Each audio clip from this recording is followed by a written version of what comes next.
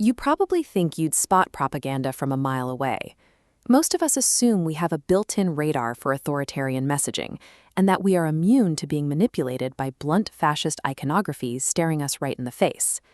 But in the winter of 1997, an entire generation of moviegoers, along with some of the most elite film critics in the country, took a massive public media literacy test, and they failed completely. The test was a sci-fi blockbuster called Starship Troopers.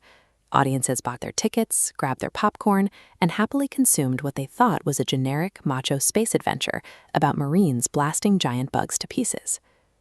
In reality, the film was a blistering, in-your-face parody of fascism. An entire industry somehow managed to watch a 2-hour mockery of militarism and completely miss the point. It takes a staggering level of cognitive dissonance to look at characters draped in obvious Nazi imagery and process it as nothing more than an R-rated Star Wars ripoff. We are going to rewind the tape and pull apart the film's core elements to see if your eyes can spot the specific markers of propaganda that everyone else glossed over 25 years ago. Missing the message here isn't just a point of cinematic trivia. It demonstrates how easily polished, big-budget entertainment can mask the dark ideologies hiding just beneath the surface. The architect of this deception was director Paul Verhoeven. He threw down Heinlein's original novel after 2 chapters, calling it a very right-wing book.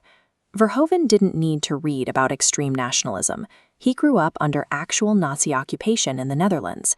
He had first-hand knowledge of exactly how authoritarian regimes use aesthetics to hypnotize a public.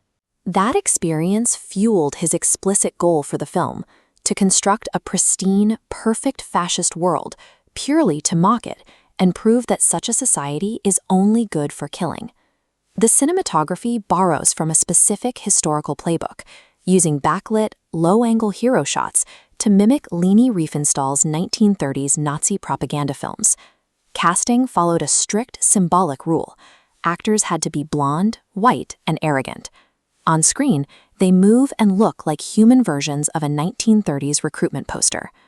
Verhoeven then integrated literal fascist iconography straight into the costume design, outfitting his fictional space marines with eagle crests, Italian black shirt insignia, and SS-style badges. Between action scenes, the movie interrupts itself with FedNet newsreels. These clips weaponize jingoistic slogans, acting as functional replicas of authoritarian recruitment tactics.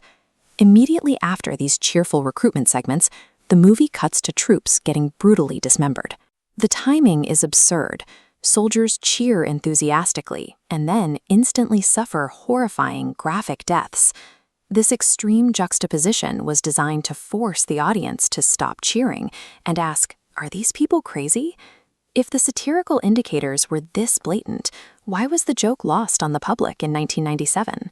Sony executives downplayed the political context because they were worried it would turn ticket buyers off. They chose to sell explosions instead of irony. They cut misleading trailers set to upbeat 90s pop rock, promising audiences a straightforward action flick about fighting giant insects. This literal-minded packaging blinded the critics.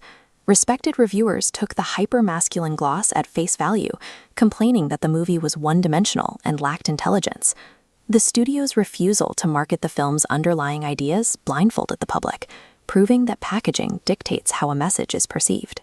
Because audiences walked in expecting a standard action movie, they rejected the bizarre, satirical tone. Starship Troopers initially failed at the box office. It took years for a new generation of viewers to rescue it as a cult classic, finally realizing they were supposed to be laughing at the propaganda instead of cheering for it. This reveals a mechanism. Forcing a subversive concept through literal marketing strips away context and irony, leaving a generic, blunt object. This turned a smart indictment of war into just another blockbuster, proving a studio's lack of imagination neutralizes a film's ability to challenge audiences. There is a specific irony in how this played out. The reaction to the film's marketing actually confirmed Verhoeven's darkest thesis. By ignoring the satire and enjoying the movie as a straight action flick, audiences inadvertently proved they will swallow fascist ideology as long as it is wrapped in slick spectacle and special effects. It turns out you don't even need to hide the authoritarian symbols. If the production value is high enough, people will buy the ticket and cheer for the bad guys. The industry's failure of imagination in 1997 shows that even the most obvious satire can be rendered invisible when it is sold as simple spectacle.